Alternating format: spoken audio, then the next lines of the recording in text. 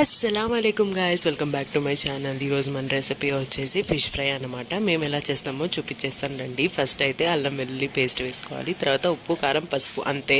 ఇంకా ఏమీ యాడ్ చేయొద్దు. ఇలాగే సింపుల్గా చేసుకోండి. చాలా అంటే చాలా బాగుంటుంది. టేస్ట్ కూడా మైల్డ్ ఫ్లేవర్ ఉంటుంది. ఇట్లాగా మా అమ్మ చూపించింది కదా, అలా అయితే ఫస్ట్ చేపకి ఘాట్లు పెట్టుకోవాలండి. ఇలా ఘాట్లు పెట్టుకుంటే ఏంటంటే మసాలా మొత్తం బాగా లోపలికి వెళ్ళి ఫ్రై అయ్యేటప్పుడు చప్పగా లేకుండా బాగా టేస్టీగా ఉంటుంది.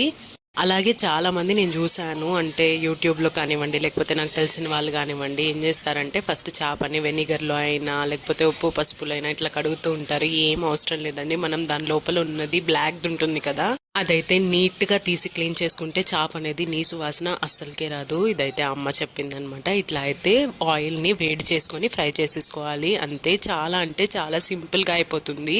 ఫ్రై చేసుకునేప్పుడు కొద్దిగా సిమ్లో పెట్టుకొని ఫ్రై చేసుకోండి, అంతే. ఇంకా ఈ వీడియో నచ్చినట్లయితే లైక్ చేయండి. బాయ్.